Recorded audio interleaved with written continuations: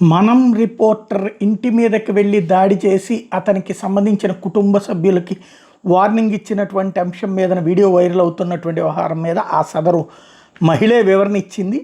పత్రికా స్వేచ్ఛలో భారత్ వెనుకబడిందని మనకంటే పాకిస్తాన్ ముందు వాళ్ళే పేపర్లో చూసాం, కానీ మన పత్రిక దగ్గర కూడా పత్రికా స్వేచ్ఛ చాలా పోయింది అంటూ ఆవిడ చెప్పుకొచ్చినటువంటి 2 రోజుల నుంచి సర్క్యులేట్ అవుతున్న న్యూస్ గురించి మాట్లాడడానికి వచ్చాను. అందరూ కాలు పట్టించుకేంది అని ఒక మగాడితోనే మాట్లాడుతున్నారే తప్ప ఆ కాలు పట్టించే కన్నా ముందు ఏమేం జరిగింది అనేది చాలా మంది ప్రజలకు తెలియదు. కాబట్టి ఇది నేను తెలియజేయాలనుకుంటున్నాను. అక్కడ ఉన్నటువంటి ఇష్యూలో లక్ష్మీనారాయణ అనే వ్యక్తి ఒక మనం రిపోర్టర్ అండి. ఆ మనం రిపోర్టర్ గత సంవత్సరం రోజుల నుంచి మా మీద చేసినటువంటి దాడి ఒకసారి నేను మీకు చూపించాలనుకుంటున్నాను. గీతం ట్రాప్ లో హనీ ట్రాప్, కాలేజీలో కార్యక్రమానికి రంగమ్మను ఆహ్వానించిన మనీషా నాయర్, గీతం పేరుతో వేల మంది విద్యార్థుల తల్లిదండ్రులను ట్రాప్ చేసిన మనీషా నాయర్. రాశారు కదండి, నేను ఒక ఆడపిల్లనే కదా. ఇంత దారుణమైనటువంటి రిపోర్ట్ ఇంత రాశారే, సేమ్ రంగమ్మ తరహాలోనే రహస్యంగా వీడియో రికార్డ్ చేసిన బ్లాక్ మెయిలింగ్ అని చెప్పి ఎవిడెన్స్ చూపించండి. ఏం తప్పు చేశానో మీరు ప్రూవ్ చేయాలి కదండి.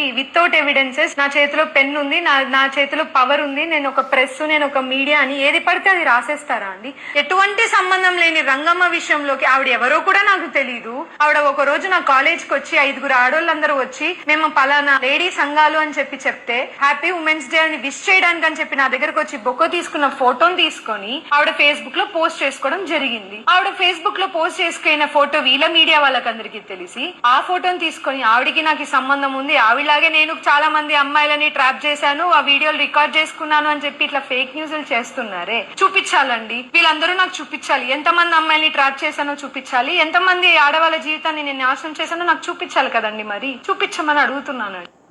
మంచి పాయింట్, తిరగబడ్డం కరెక్ట్ ఈ విషయంలో. ఎందుకంటే ఒక మనిషి మీద క్యారెక్టర్ అసాసినేషన్ చేస్తూ ఎవరితోనో ఫోటోలు దిగారు కాబట్టి అంటే ఇప్పుడు అనేక మందితో ఫోటోలు, ఇప్పుడు చంద్రబాబు గారు, లోకేష్ గారు, జగన్ గారు వీళ్ళందరూ ఫోటోలు దిగుతుంటారు, పవన్ గారు వీళ్ళందరూ వాళ్ళ పక్కన ఉన్నాడు వాడేదో చేస్తే వీళ్ళే తప్పు చేశారన్నటువంటి విధంగా రాసుకొచ్చే దరిద్రం ఈ మధ్య కాలంలో మీడియాకి విపరీతమైపోయినటువంటి నేపథ్యంలో ఆమె అడిగిన దాంట్లో తప్పేం లేదు.